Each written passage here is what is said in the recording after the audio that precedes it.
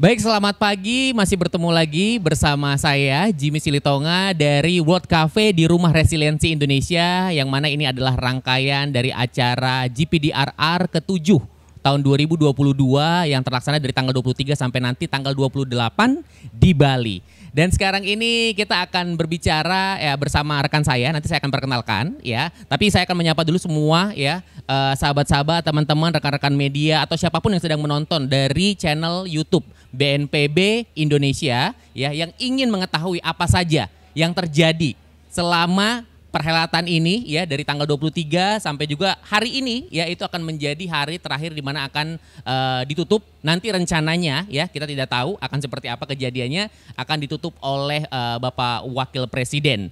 Dan sekarang ini buat teman-teman semua yang ada di rumah, kita akan cari tahu dulu seperti apa ya yang bisa disampaikan atau juga yang kita ambil ya dari perhelatan global ini, di mana dihadiri oleh 183 delegasi ya negara-negara di dunia ini yang terkumpul di Bali dari tanggal 23 sampai dengan hari ini nanti. Dan bersama saya sudah ada Mas Habib ya dari CSIS, yaitu Center for Strategic and International Studies. Selamat pagi Mas. Selamat pagi Mas. Ya, oke. Terima kasih banyak undangannya. Iya, sama-sama. Kita akan berbicara santai saja ya, supaya teman-teman di rumah juga ya bisa mengetahui apa sebenarnya yang terjadi, apa pesan yang bisa disampaikan dan kita ambil melalui perhelatan GPDRR ke-7 tahun 2022 ini. Nah, pertanyaan pertama mungkin saya akan berbicara mengenai ini sudah berlangsung ya dari hari Senin kemarin di tanggal 23 dan ini hari kelima ya, hari kelima. Dan di sana juga kemarin sudah dibuka oleh Bapak Presiden Joko Widodo. Bapak Presiden Joko Widodo juga kemarin hadir di sini di Rumah Resiliensi Indonesia. Kira-kira apa dari hari ke hari pertama sampai dengan hari kelima ini yang bisa kita ambil ya dari petinggi-petinggi di sana, perwakilan delegasi di sana ya mengenai isu resiliensi di GPDRR ini? Terima kasih banyak Mas pertanyaannya. Jadi sebenarnya kalau kita ikutin bersama dari hari pertama sampai dengan hari terakhir, isunya tuh lumayan berbeda-beda Mas.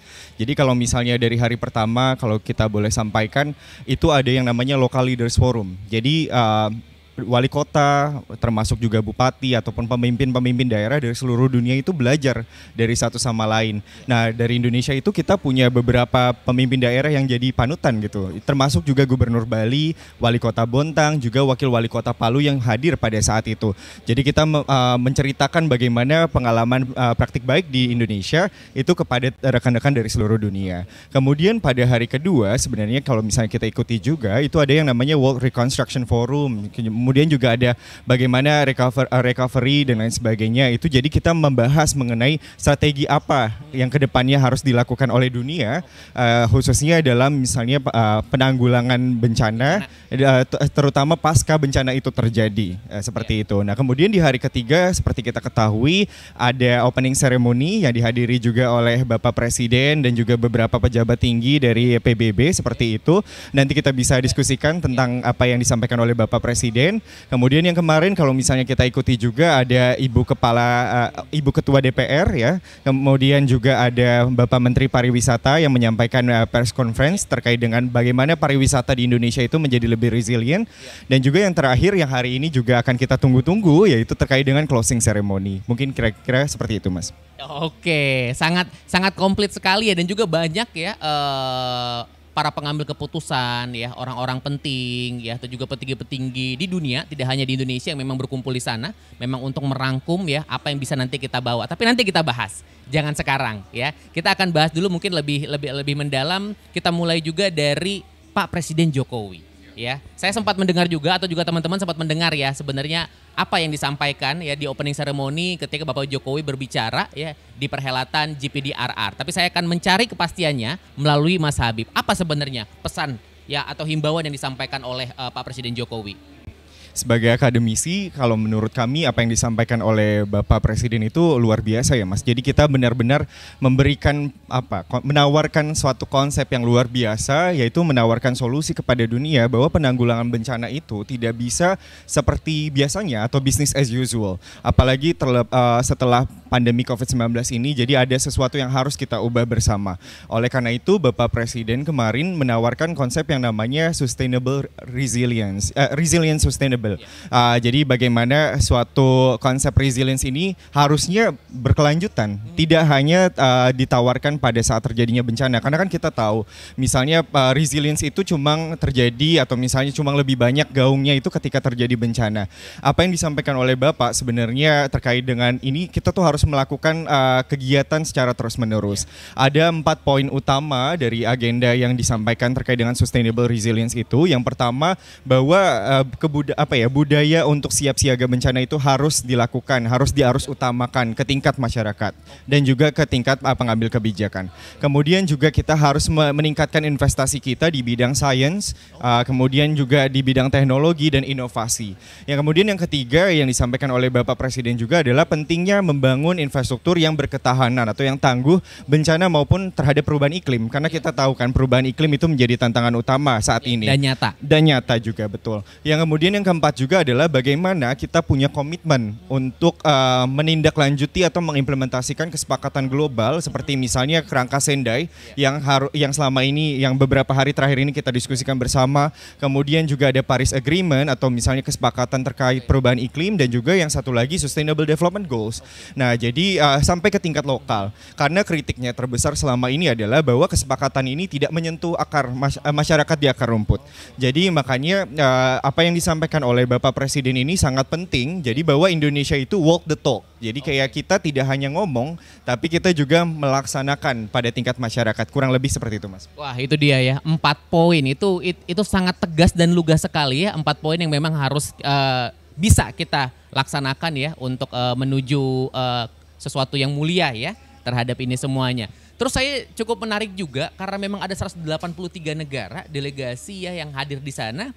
Selain Bapak Jokowi mewakili Indonesia tuan rumah gitu, ada nggak poin menarik juga yang disampaikan oleh perwakilan dari negara-negara? Mungkin 1-2 gitu yang menarik. Silakan, Mas Habib. Jadi apa yang kami tangkap sebenarnya itu bagaimana Indonesia dipuji oleh PBB ya. Baik itu dari Deputi Sekretari Jenderal Miss Aminah Muhammad, kemudian juga Presiden Majelis Umum PBB itu Mr. Abdullah Sahid, bahwa penanganan pandemi di Indonesia itu sudah sangat luar biasa, Mas. Jadi memang mereka menyambut baik bagaimana Indonesia melakukan vaksinasi secara cepat, karena kita tahu populasi Indonesia sangat banyak gitu ya, 250 sampai 270 juta jiwa, dan itu susah gitu. Dan mereka sangat apresiasi itu juga, kemudian juga mengapresiasi bagaimana protokol kesehatan diterapkan selama pelaksanaan GPDRR ini juga, dan bagaimana praktik baik Indonesia dikenal sekarang. Kalau misalnya kita tahu pada saat opening ceremony itu juga ada yang namanya pemukulan kulkul ya. Jadi orang-orang pada main kulkul itu sendiri. Jadi bagaimana mereka terutama pejabat tinggi PBB itu sangat mengapresiasi bahwa kearifan lokal ini bisa dipakai atau bisa menjadi dasar daripada penanggulangan bencana yang efektif ke depannya. Oke, saya juga melihat atau juga semua teman-teman di rumah yang sedang menyaksikan channel YouTube BNPB Indonesia ya, memang kemarin itu pada opening ceremony itu konten lokal ya. Betul. Itu kulkul dibunyikan sebagai pertanda pembukaan ya perhelatan ini gitu bersama Bapak Presiden. Nah, kemudian ya kita berbicara tentang ya namanya juga manusia ya gitu kan.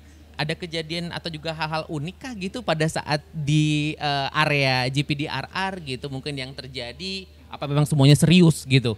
Ada nggak kira-kira mungkin contekan, ada nggak? Siap, kalau kita perhatikan itu kita interaksi sama rekan-rekan dari seluruh dunia, sebenarnya mereka tertarik sama misalnya kopi Indonesia.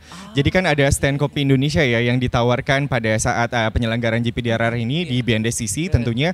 Mereka tuh ngantri, Mas. Jadi kayak banyak sekali yang misalnya pengen coba apa sih bedanya kopi Indonesia dari kopi-kopi yang lainnya. Khususnya juga menurut kami pemerintah cukup baik dalam mengemas pesan-pesan yang ini disampaikan, karena misalnya disebutkan bahwa kopi ini adalah kopi yang dibangun dari sistem, jadi bahwa misalnya daerah yang tempat lahan kopinya ini resilient, jadi bahwa kopi ini bukan sembarang kopi. Jadi kopinya ini memang dibuat secara sistematis, maksudnya orang-orangnya juga dari tangguh bencana, kemudian juga bagaimana produk UMKM-nya ini bisa lebih dikenal di tingkat dunia juga. Oke, lagi-lagi konten lokal ya yang memang menjadi daya tarik ya, dan semuanya juga mencobai. Terus komennya gimana? Kopinya enak atau gimana Kopinya enak sampai ngantri lagi Mas. Makanya setiap hari stand kopi Indonesia tidak pernah sepi ya. Jadi itu yang salah satu yang menurut kami menarik juga. Jadi untuk diperhatikan. Oke. Nah, itu sangat menarik sekali ya, karena juga kita di sini juga rata-rata semuanya pada ngopi ya, dan kopi Indonesia sudah sangat terkenal sekali. Itu juga menjadi daya tarik dan juga nilai jual dari Indonesia sendiri ya, kembali lagi konten lokal. Nah, hari ini adalah hari kelima, di mana hari ini akan menjadi hari penutupan, dan juga mungkin semua yang ada di rumah atau dimanapun berada sedang menonton YouTube channel ini ya, bertanya-tanya sebenarnya kan. Sebenarnya nanti apa akhir dari pertemuan ini? Apa yang bisa diambil dan seperti apa tindak lanjutnya? Itu semua pada penasaran ya. Kira-kira ada nggak contekan yang mungkin yang bisa disampaikan? Kira-kira nanti seperti apa sih ini akhirnya pertemuan ini selama ya lebih kurang 5 hari atau 6 hari ini? Gimana Mas Habib? Kalau misalnya apa yang kami perhatikan dan kami juga berharap bahwa pemerintah bisa terus mengedepankan atau misalnya melanjutkan narasi yang sudah disampaikan oleh Bapak Presiden terkait dengan sustainable resilience. Bahwa setelah kegiatan GPDRR ini selesai dan kita juga tahu bahwa Indonesia pada tahun ini merupakan presiden dari G20 ya, organisasi perekonomian 20 negara dengan ekonomi terbesar di dunia, itu juga turut membahas terkait dengan sustainable resilience ini. Jadi yang paling penting setelah kegiatan ini selesai adalah bagaimana kita menindaklanjuti, mengimplementasikan bagaimana konsep atau agenda sustainable resilience ini baik di tingkat lokal. Tadi ya misalnya kita dorong pemerintah daerah untuk terus mengumandangkan atau misalnya mengintegrasikan ke dalam kebijakan gitu ya, kearifan lokal yang tadi kita sudah bahas. Kemudian juga mungkin ke tingkat internasional. Kita tahu Indonesia punya misalnya Indonesian Aid. Jadi bagaimana kita terus membuktikan kepada dunia bahwa Indonesia itu tidak hanya berbicara tapi juga melakukan aksi nyata terhadap agenda sustainable resilience itu sendiri. Oke, itu udah cukup padat sekali ya sebenarnya apa nanti memang bisa diharapkan dari perhelatan GPDRR yang ke-7 ini ya di Bali tahun 2022. Semoga nanti kita bisa sama-sama dengan komitmen bersama ya menindaklanjuti itu, yang mana ini juga mungkin menjadi rangkaian yang akan dibawa nanti ke presidensi G20 ya. Betul. Yang berlangsung juga di Bali. Iya, yang akan berlangsung pada bulan November. Pada bulan November. Oke, baik. Nah, mungkin ini menjadi